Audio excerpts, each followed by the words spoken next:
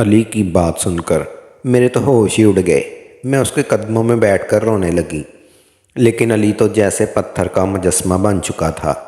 उसने मुझे एक झटके से पीछे धकेल दिया और नफ़रत भरे लहजे में कहा, कब तक तुम जैसी बांझ औरत के साथ ज़िंदगी गुजारूंगा? इतनी बड़ी हवेली, इतना पैसा, ज़मीनें, सब कुछ तो है, लेकिन अगर मेरी औलाद ही ना हुई तो इस सब का क्या फ़ायदा? मेरे भाई इन पर कब्ज़ा कर लेंगे। इसलिए मैं चाहता हूँ कि मेरी औलाद हो, लेकिन तुम्हारी बंजर कोख मेरी ज़िंदगी बर्बाद कर दी। मैं हर हाल में दूसरी शादी करके रहूँगा। ये कहकर अली कमरे से जाने लगा। मैं दौड़कर उसके कदमों में गिर पड़ी और इल्तिजा करने लगी, खुदा के लिए मुझ पर ऐसा जुल्म न करो। तुम्हारे लिए मैंने अपना सब कुछ छोड़ दिया, अपने वालिदैन का घर, अपनी इज्जत, सब कुछ तुम्हारे लिए कुर्बान किया, और आज तुम मुझे छोड़ने की बात कर रहे हो। अली ने नफ़रत भरी नज़र से मेरी तरफ देखा और कहा, काश मुझे पहले ही मालूम होता कि तुम बांझ हो तो कभी तुमसे शादी न करता। मैंने लरजती हुई आवाज़ में कहा, यह सब मेरी गलती नहीं, ये तो किस्मत के फ़ैसले हैं। मैं अपने रब से उम्मीद रखती हूँ कि वो मुझे औलाद की खुशी दे। अली ने तलख लहजे में कहा, ठीक है, अगर 4 महीने के अंदर तुम हामला हो गई तो मैं दूसरी शादी के बारे में सोचूंगा भी नहीं, लेकिन अगर ऐसा ना हुआ तो मैं तुम्हें तलाक देकर दूसरी शादी कर लूँगा। ये कहकर वो गुस्से से कमरे से निकल गया और मैं सीना पीटती, आंसू बहाती रह गई। मुझे कभी ख्वाब में भी ख्याल ना आया था कि मेरा शौहर, जो कभी मुझसे बेपनाह मोहब्बत करता था, आज दूसरी शादी की धमकी दे देगा। मैं बिस्तर के साथ टेक लगाए फर्श पर बैठी आंसू बहा रही थी कि अचानक मेरा नया नौकर अमीन कमरे में आ गया। वो शायद किसी काम से आया था, लेकिन मुझे इस हालत में देखकर रुक गया। हैरत से उसने पूछा, बीबी जी सब खैरियत तो है? उसकी बात सुनकर मैंने गुस्से और नफ़रत से कहा, दफ़ा हो जाओ, अपने काम से काम रखो, मुलाजम हो मुलाजम बन कर रहो। मेरी बात सुनकर वो खामोश हो गया और एक फ़ाइल उठाकर बाहर चला गया। शायद अली ने यह फ़ाइल मंगवाई थी। उसके जाने के बाद मैं दोबारा फूट फूट कर रोने लगी। वो तो बेकसूर था, लेकिन मैंने अपनी महरूमी का गुस्सा उस पर निकाल दिया। ना जाने मैं कब तक रोती रही और फिर वही फर्श पर लेटकर सो गई। कई घंटों बाद जब मेरी आंख खुली तो मैंने अमीन को अपने करीब बैठा देखा, जो शायद मेरी हालत का जायज़ा ले रहा था। जैसे ही मैंने आंख खोली वो फ़ौरन पीछे हट गया और घबरा कर उठ बैठी। गुस्से से मैंने पूछा, ये क्या हरकत है? तुम यहाँ मेरे कमरे में क्या कर रहे हो और मेरे इतने करीब क्यों आए थे? अमीन शर्मिंदगी से झुक कर बोला, बीबी जी माफ़ कर दें, मुझे लगा शायद आप बेहोश हो गई हैं। आपकी हालत ठीक नहीं लग रही थी, इसलिए आपको देखने के लिए करीब आया था। मैंने गुस्से में कहा, आइंदा ऐसी हरकत ना करना, वरना मुझसे पहले अली तुम्हारी जान ले लेगा। वो मेरे मामले में बहुत हसास था और ये कभी बर्दाश्त नहीं करेगा कि कोई मर्द मेरे करीब आए। मैं मर भी जाऊँ तो भी मेरे पास ना आना। वो मेरी बात सुनकर अमीन 2 कदम पीछे हट गया और बोला, बीबी जी मैं तो आपसे सिर्फ खाने के बारे में पूछने आया था। मैंने झिंझला कर कहा, मुझे भूख नहीं है, जाओ और जाकर अपना काम करो। अमीन चुपचाप उल्टे कदमों कमरे से बाहर निकल गया और मैंने उठकर वाशरूम का रुख किया। मुंह धोने के बाद मैं वापस आई और ख़ुद को संभालने की कोशिश की। बहुत देर सोचने के बाद मैंने फैसला किया कि अली को अपनी जान वापस लाने के लिए हर मुमकिन कोशिश करूँगी। मैंने अपनी सबसे खूबसूरत पोशाक निकाली, मैचिंग ज्वेलरी पहनी और तैयार होकर अली का इंतज़ार करने लगी। रात के 11 बज गए, लेकिन अली ना आया। मैं सुबह से भूखी थी, जिसकी वजह से मेरी हालत ख़राब होने लगी। मजबूरन मैं बावर्ची खाने तक गई, जहां अमीन पहले से मौजूद था। वो मुझे देखकर मुस्कुराया और बोला, बीबी जी खाना लगा दूँ? मैंने हैरानी से पूछा, तुम अभी तक सर्वेंट को क्वार्टर क्यों नहीं गए? रात को 11 बज रहे हैं और तुम्हारी ड्यूटी 10 बजे ख़त्म हो जाती है। वो मुअद्दबाना अंदाज में बोला, बीबी जी मुझे मालूम था कि आपने आज कुछ नहीं खाया, इसलिए मैं इंतज़ार कर रहा था कि जब आपको भूख लगे तो खाना दे दूँगा। उसकी बात सुनकर मैं हैरान रह गई कि वो मेरी इतनी परवाह कर रहा था, जबकि मुलाजमीन वक़्त पर अपने काम निपटा कर जा चुके थे। अमीन का काम बर्तन धोना था, लेकिन वो मेरी फ़िक्र में रुका हुआ था। मैंने धीरे से कहा, ठीक है, खाना लगा दो। अमीन ने जल्दी से खाना गर्म किया और डाइनिंग टेबल पर लगा दिया। मैंने उसे कहा कि वो जा सकता है, लेकिन उसने इनकार कर दिया और एक तरफ खड़ा रहा।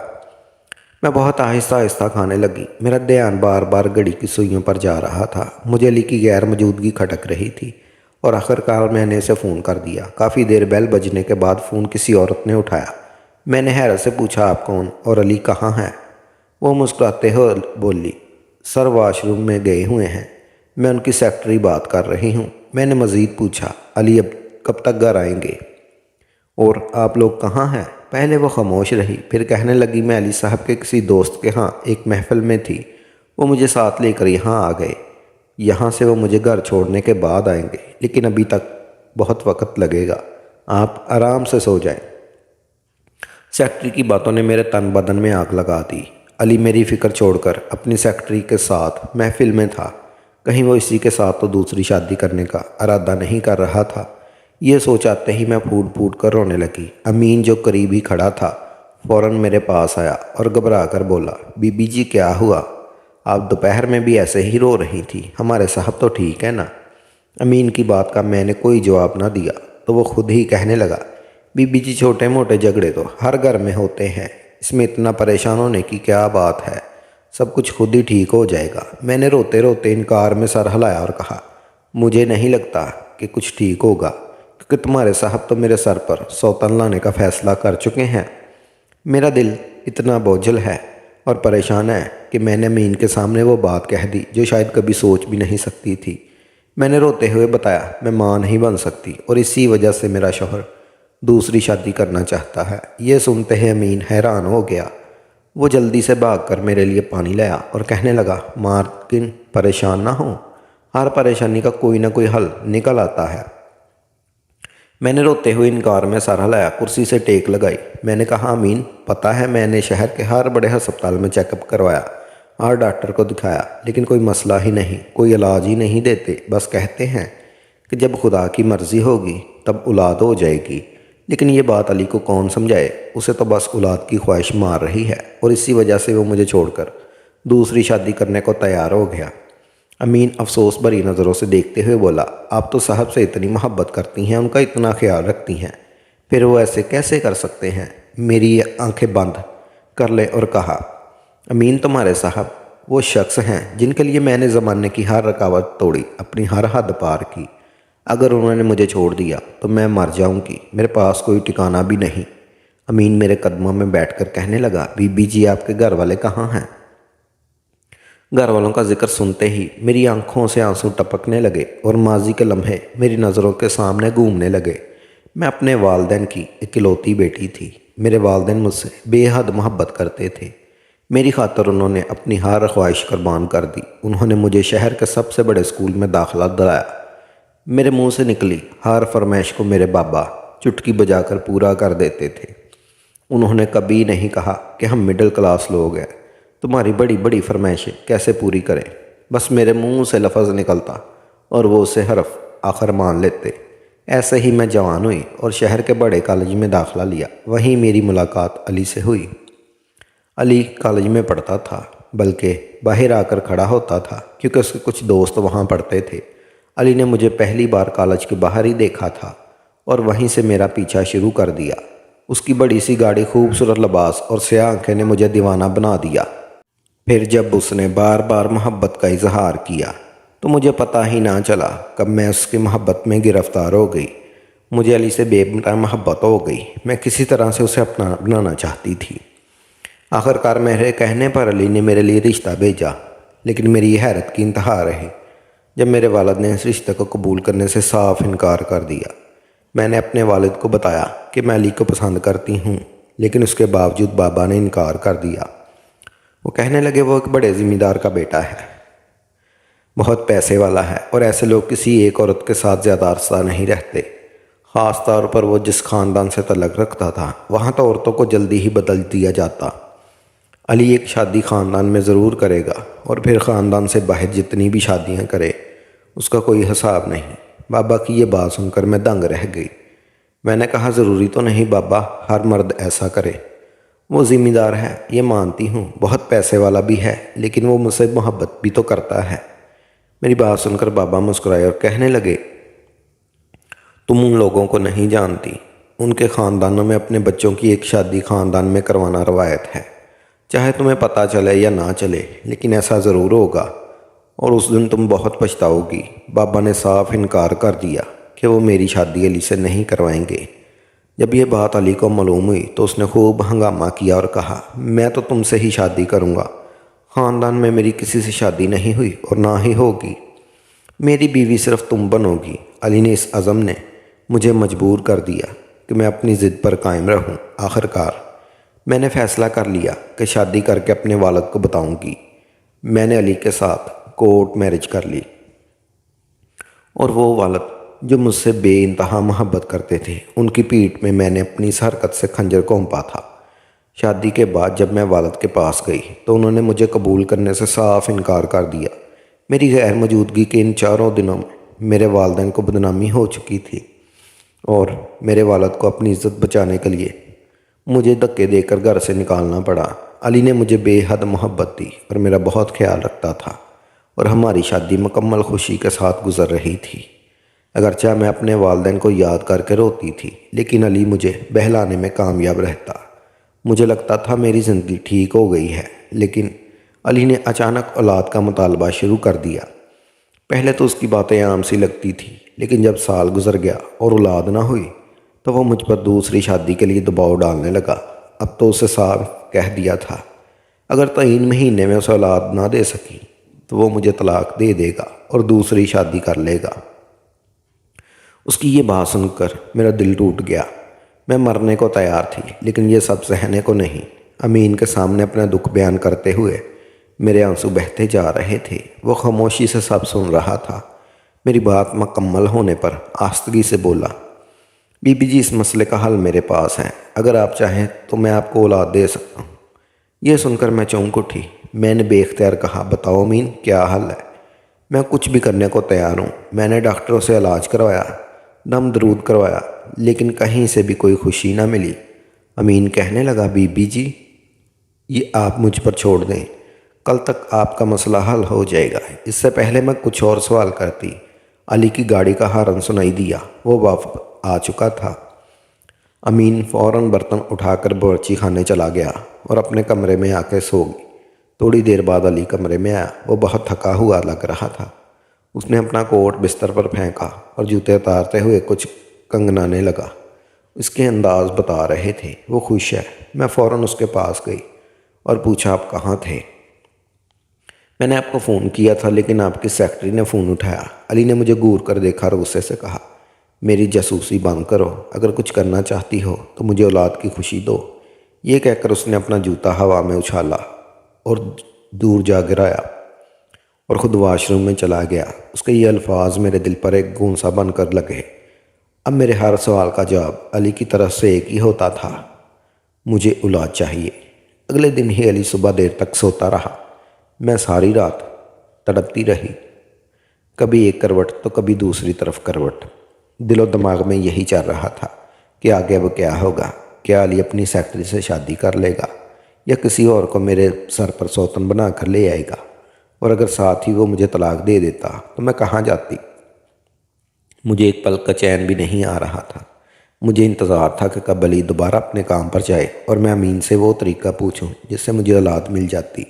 پھر دوپہر 2 بجے کے قریب علی نے گھر چھوڑ دیا اور وہ دفتر کے لیے نکل گیا تو میں فوراً امین کے پاس پہنچی اور کہا، مجھے وہ طریقہ بتاؤ جس سے میں ماں بن سکتی ہوں۔ امین نے مسکرانا شروع کر دیا اور کہنے لگا، آپ اپنے کمرے میں ہی انتظار کریں، جب رات صاحب گھر نہیں آئیں گے میں وہیں آ کر آپ سے بات کروں گا۔ ابھی یہاں بہت سارے ملازم ہیں جو صاحب کو ہر بات بتاتے ہیں، ایسا نہ ہو کوئی مشکل کھڑی ہو جائے۔ امین کی بات سن کر میں فوراً 2 قدم پیچھے ہٹ گئی تھی، کیونکہ وہ سچ کہہ رہا تھا۔ باقی سارے ملازم پرانے تھے اور علی کے وفادار بھی تھے، زیادہ تر تو اس کے گاؤں کے ہی ہوتے تھے۔ ایسے میں اگر کوئی بھی بات علی کو پتہ چلتی تو میرے لیے مصیبت کھڑی ہو جاتی، کیونکہ وہ میرے قریب کسی دوسرے مرد کا وجود برداشت نہیں کر سکتا۔ اس لیے میں واپس اپنے کمرے میں آ گئی۔ علی بتا کر گیا تھا کہ وہ کل صبح لوٹے گا، اس لیے رات کو میں تنہا تھی۔ جب 11 بجے کے قریب امین کمرے میں آیا اور اسے دیکھ کر میں چونک اٹھی، کیونکہ اس کے ہاتھ میں دودھ کا گلاس 2 تھے۔ اس نے دودھ کا گلاس اٹھا کر خود پی لیا۔ اس کے بعد اس کی حالت عجیب سی ہونے لگی۔ وہ مجھ سے کہنے لگا، بی بی جی، آپ بھی دودھ پی لیں، لیکن میں نے انکار کر دیا اور کہا، مجھے بتاؤ وہ کون سا طریقہ ہے جس سے میں ماں بن سکتی ہوں۔ امین نے اپنے لبوں پر انگلی رکھ کر مجھے خاموش رہنے کا اشارہ کیا۔ پھر اٹھ کر کمرے کا دروازہ بند کیا اور میرے قریب آ کر بیٹھ گیا۔ کہنے لگا، بی بی، میں آپ کو ایک بہت خاص بات بتانا چاہتا ہوں، لیکن مجھ میں اتنی ہمت نہیں تھی کہ میں ہوش میں رہ کر یہ بات آپ کو بتا سکوں، اس لیے میں نے یہ بھنگ ملا دودھ پی لیا۔ اب آپ کو وہ خاص بات بتا سکتا ہوں جو آپ کی زندگی بدل دے گی۔ اور پھر امین نے آہستگی سے وہ انکشاف کیا جسے سن کر میرے دل کی دنیا ہی بدل گئی۔ وہ کہنے لگا، کمی آپ میں نہیں، آپ کے شوہر میں ہے۔ آپ کے شوہر کے ایک گاؤں سے ہی تعلق رکھا ہوں، لیکن میں آپ کے شوہر کا نہیں بلکہ ان کے بڑے بھائی کا خاص ملازم ہوں، اور ان کے بڑے بھائی نے مجھے یہاں بھیجا تھا تاکہ میں آپ دونوں کے درمیان جھگڑا کروا سکوں۔ دراصل جب آپ کے شوہر نے آپ سے اپنی پسند کی شادی کی تو گاؤں میں خوب بدنامی ہوئی۔ پھر آپ کے شوہر نے گاؤں میں بھی کسی اور لڑکی سے، یعنی خاندان کی کسی لڑکی سے شادی کرنے سے انکار کر دیا تھا، جس کی وجہ سے آپ کے شوہر یعنی علی کے بڑے بھائیوں نے ان سے اپنا تعلق ختم کر لیا۔ لیکن اندر ہی اندر وہ چاہتے تھے کہ علی دوبارہ ان کے ساتھ جڑ جائے، کیونکہ ذمہ داری کا معاملہ تھا، زمینیں سارے بھائیوں کی سانجھی تھی، اس لیے وہ آپس میں کوئی لڑائی جھگڑا نہیں چاہتے تھے۔ کافی عرصے تک وہ علی صاحب کو اس بات کے لیے راضی کرتے رہے کہ وہ کسی طرح آپ کو چھوڑ دے، لیکن جب علی صاحب نہ مانے تو انہوں نے مجھے یہاں بھیجا تاکہ میں آپ دونوں کے درمیان غلط فہمیاں پیدا کر دوں۔ میں جوان تھا، خوبصورت تھا، اس لیے میرے مالک نے کہا تھا، اگر تم جا کر علی کی بیوی کو قابو میں کر لو تو وہ خود ہی اپنی بیوی کو طلاق دے دے گا، کیونکہ وہ ایک غیرت مند مرد ہے۔ میں اسی ارادے سے اس گھر میں آیا تھا، لیکن یہاں آ کر جب میں نے آپ کو روتے ہوئے دیکھا، آپ کے اور صاحب کے درمیان کشمکش دیکھی، تو میں خود پریشان ہو گیا کہ آپ دونوں کے درمیان تو وہ محبت تھی ہی نہیں جس کے قصے میں نے گاؤں میں سنے تھے۔ پر کل جب آپ نے مجھے ساری بات بتائی تو مجھے بہت افسوس ہوا۔ یہ سوچ کر میرا دل کانپ اٹھا کہ میں دو میاں بیوی کے درمیان طلاق کروانے کی وجہ بننے جا رہا تھا۔ ایسی لڑکی جو پہلے ہی خود پر اپنے گھر کے دروازے بند کر چکی ہے، اگر میں اس کے لیے اس کے شوہر کے گھر کے دروازے بھی بند کروا دیتا تو اس کے ساتھ پھر کیا ہوتا؟ اس سوچ نے مجھے پریشان کر دیا تھا۔ اور میں نے بھی جب آپ سے کہا کہ میں آپ کے اولاد کی خوشی دے سکتا ہوں، دراصل آپ کو اولاد نہ ہونے کی وجہ وہ دوا ہے جو میں پچھلے کچھ عرصے سے علی صاحب کو دے رہا ہوں۔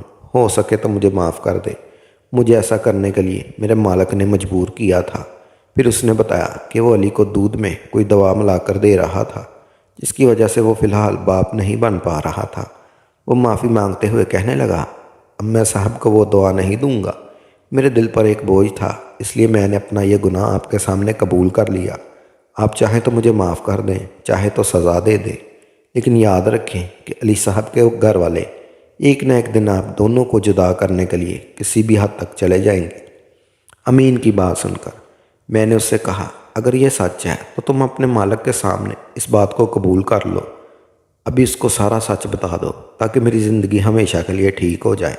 میری بات سن کر امین راضی ہو گیا۔ پھر جب علی اگلی صبح واپس آیا تو امین نے اپنے ہر سچ اس کے سامنے انکشاف کر لیا، جسے سن کر علی بالکل حیران رہ گیا۔ پھر اس نے اپنے رویے کی مجھ سے بھی معافی مانگی اور اپنے بھائیوں سے خوب جھگڑا بھی کیا۔ امین کو علی نے اپنے پاس ہی نوکری پر رکھ لیا تھا، کیونکہ اب علی کے بڑے بھائی گریزہ کو دوبارہ اپنے پاس رکھنے والے نہیں تھے۔ میرا اور میرے شوہر کا تعلق بہتر ہو گیا تھا اور 2 مہینے بعد ہی مجھے ماں بننے کی خوشخبری بھی مل گئی تھی۔ شاید میری تقدیر میں اسی وقت ماں بننا لکھا تھا، کیونکہ امین تو کچھ عرصہ پہلے ہی ہماری زندگی میں آیا تھا، لیکن اولاد کی کمی تو ہم 1 سال سے برداشت کر رہے تھے۔ شاید علی کے گھر والوں کا سچ اس طرح کھلنا تھا۔ اولاد ہونے کے بعد میں ایک بار پھر اپنے ماں باپ کے گھر گئی تھی۔ اس بار میرے ماں باپ نے مجھے قبول کر لیا تھا اور وہ بھی مجھے بہت یاد کرتے تھے۔ مجھے اپنی غلطیوں کا احساس ہو چکا تھا اور میں نے ان سے بہت معافیاں مانگی تھی۔ آج میری زندگی میں سب کچھ ٹھیک ہو گیا، لیکن اس کے پیچھے کہیں نہ کہیں امین کا ہاتھ ہے۔ اگر وہ نہ ہوتا تو شاید میری زندگی کا یہ رنگ میں نہ دیکھ پاتی جو میں نے دیکھا تھا۔ شاید مجھے اپنے ماں باپ کی قدر نہ ہوتی اور شاید علی کو بھی احساس نہ ہوتا کہ انہوں نے میرے ساتھ کتنا برا رویہ اپنایا تھا۔ مگر آج سب کچھ ٹھیک ہو گیا تو میں نے بھی اپنے دل کو یہ سمجھاتے ہوئے کہ غلطی تو ہر انسان سے ہو جاتی ہے، اس لیے میں نے علی اور امین دونوں کو صدقے دل سے معاف کر دیا ہے۔